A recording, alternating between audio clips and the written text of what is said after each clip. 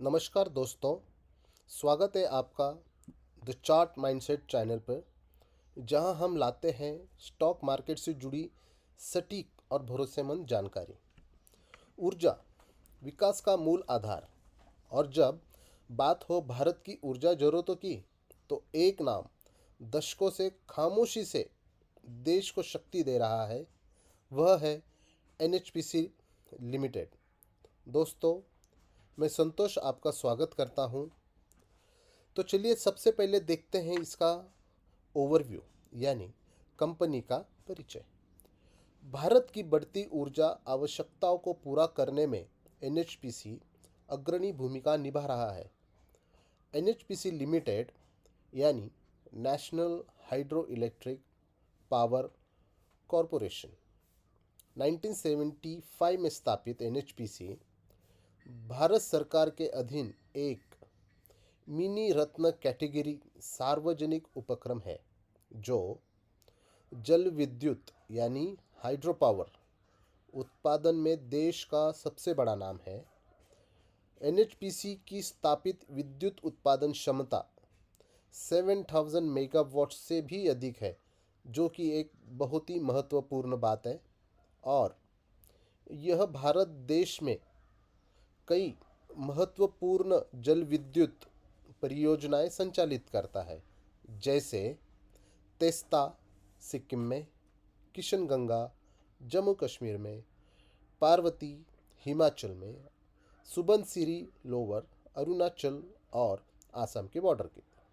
इसके अलावा एनएचपीसी अब सौर ऊर्जा, पवन ऊर्जा और फ्लोटिंग सोलर प्रोजेक्ट्स के जरिए क्लीन एनर्जी में भी कदम बढ़ा रहा है। दोस्तों, ये काफ़ी एक महत्वपूर्ण बात है कि एनएचपीसी अब इन तीनों ऊर्जा क्षेत्र में क्लीन एनर्जी की तरफ कदम बढ़ा रहा है। चलिए दोस्तों, अब देखते हैं इसकी फाइनेंशियल हाइलाइट्स। अगर हम इसकी हालिया वित्तीय स्थिति पर अगर नज़र डालते हैं, तो वित्त वर्ष 23-24 23-24 में एनएचपीसी का कुल राजस्व 11,000 करोड़ से भी अधिक रहा। कंपनी का शुद्ध लाभ यानी नेट प्रॉफिट 38,000 करोड़ से ऊपर गया। काफ़ी अच्छी बात है ये। इबिटा मार्जिन 60% के पार है, जो स्थिरता और दक्षता को दर्शाता है। एनएचपीसी के पास लगभग 1 लाख करोड़ परियोजनाएं पाइपलाइन में है, जो कि एक काफ़ी स्ट्रॉन्ग पॉइंट है। इसके अतिरिक्त एनएचपीसी ने नियमित रूप से लाभांश यानी डिविडेंड भी घोषित किए हैं, जिससे निवेशकों का विश्वास इस स्टॉक में और बढ़ा है, जो कि एक पॉजिटिव चीज़ है। तो चलिए दोस्तों, अब हम इस स्टॉक का एनालिसिस करते हैं और इसके टारगेट्स को भी आइए विस्तार से समझते हैं। एनएचपीसी का शेयर भारत के प्रमुख स्टॉक एक्सचेंज में है। पिछले एक साल में इस स्टॉक ने स्थिर वृद्धि दिखाई है और बड़ी ब्रोकरेज फर्म्स जैसे आईसीआईसीआई डायरेक्ट, मोतीलाल ओसवाल और एचडीएफसी सिक्योरिटीज़ ने इसे बाय रेटिंग दी है, जो कि एक महत्वपूर्ण बात है। अभी इसका कारण भी देखते हैं कि हाइड्रो पावर और रिन्यूएबल सेक्टर में विस्तार, इसकी बैलेंस शीट जो है मजबूत है, और पीएसयू में स्थिरता। तो दोस्तों, इसके बाद एनालिसिस के बाद अभी हम इसका टेक्निकल एनालिसिस देखते हैं कि स्टॉक मुझे क्यों अच्छा लग रहा है, क्यों ये मेरे रडार पर है। इसमें ऐसी कौन सी चीज़ है इस स्टॉक के चार्ट में जो एक इंटरेस्टिंग चीज़ जो है वो हमें दिखा रही है। दोस्तों, सबसे पहले बता दूं कि इसका टाइम फ्रेम मंथली है, ये एक डिविडेंड स्टॉक है और इसका एनालिसिस हम लॉन्ग टर्म बेसिस पे कर रहे हैं। दोस्तों, सबसे पहले बता दूं, मैं कोई सेबी रजिस्टर्ड एडवाइज़र या फाइनेंशियल एडवाइज़र नहीं हूं। ये जस्ट एक एजुकेशनल पर्पस के लिए है। दोस्तों, अगर आप चार्ट में देखेंगे तो 2009 के बाद इसने 2022 में लगभग इस ट्रेड लाइन को इसने यहाँ पे ब्रेक करने की कोशिश की और रीटेस्ट करने के बाद लगभग जुलाई 22 में जब ये यहाँ से बुलिश हुआ तो उसने लगभग आप देख सकते हैं 117 का उसने करीब करीब हाई लगाया था। यानी 22 के बाद अगर आप देखते हैं तो लगभग 271% का, जो कि एक काफ़ी मजबूत रैली थी। अभी यहाँ पे अगर हम गौर करने वाली बात देखते हैं तो ये थोड़ा यहाँ पे साइडवेज है।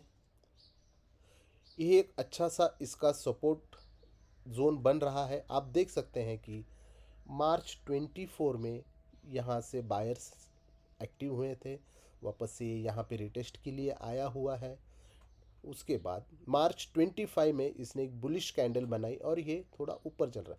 लेकिन दोस्तों, क्या यहाँ पे बाई करना चाहिए या कौन कौन सी लेवल पे हम इस स्टॉक में पेपर ट्रेड कर सकते हैं, तो इस चीज़ के बारे में सबसे पहले समझते हैं, जो कि एक महत्वपूर्ण भाग है।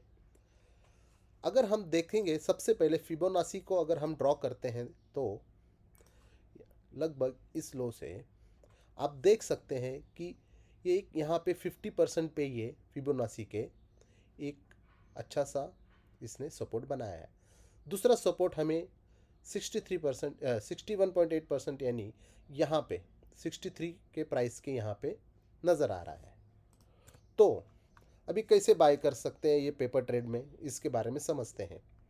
दोस्तों, आप यहाँ पे भी पेपर ट्रेड में एंट्री ले सकते हैं और थोड़ा थोड़ा करके इस बॉक्स में आप इसकी स्टॉक एसआईपी पेपर ट्रेड के ज़रिए जैसे वीकली या मंथली 5 से 10 स्टॉक आप ऐड करते रह सकते हैं आपके पेपर ट्रेड में। दूसरी संभावना यह है कि ये स्टॉक यहाँ से अगर बुलिश निकलता है तो सबसे पहला टारगेट हम 117 का देखते हैं, उसके बाद 160 का। अभी और एक संभावना ऐसी है कि अगर समझो इस स्टॉक ने यहाँ पे ट्रेड किया, अगर यहाँ पे आता है तो यहाँ पे भी एक अच्छी खासी हम बाइंग करके अपने स्टॉक में पेपर ट्रेड में क्वांटिटीज़ ऐड कर सकते हैं। तो लगभग ये 2 से 3 संभावनाएं इस स्टॉक में निकल के सामने आ रही है। तो थोड़ा थोड़ा क्वांटिटीज़ आप पेपर ट्रेड में आप एक्यूमुलेट करते रह सकते हैं। और अगर हमारी स्टडी के हिसाब से अगर यह स्टॉक इस तरह से अगर बुलिश ट्रेंड बनाता है तो आने वाले समय में निश्चित तौर पर ये 118 के बाद 160 तक जाने की इसकी संभावना है। दोस्तों, यह एक लॉन्ग टर्म का स्टॉक है, ये जाने में थोड़ा सा वक्त लेगा। दूसरी संभावना है ये यहाँ पे भी आके इस तरह से भी ट्रेड करके यहाँ पे आके भी इस तरह से यह अपना टारगेट अचीव कर सकता है। तो दोस्तों, अगर आप इसमें पेपर ट्रेड लेना चाहते हैं तो आप आपका भी विश्लेषण करके देखिए, आपको क्या लगता है कि इस एरिया में जो कि एक हम देख रहे हैं रिटेस्ट करके बुलिश बन रहा है, ये एक एक्यूमुलेशन जोन हो सकता है क्या? आप यहाँ पे थोड़ा थोड़ा करके क्वांटिटीज़ आप बाय कर सकते हैं क्या? इस चीज़ के बारे में आपको यहाँ पे डिसीजन लेके पेपर ट्रेड करना होगा। अभी इस विश्लेषण पे अगर हम बुलिश बनते हैं तो आपको मैंने 2 टारगेट पेपर ट्रेड में बताए हैं, 117 का और 160 का लगभग। तो दोस्तों, इसकी भविष्य की योजनाएं क्या हैं? क्यों हमें इस स्टॉक में पेपर ट्रेड करना चाहिए और क्यों थोड़ी थोड़ी क्वांटिटीज़ हर स्टेप पे हम या इस स्टेप पे हम ले सकते हैं, इसके बारे में हमें समझना पड़ेगा।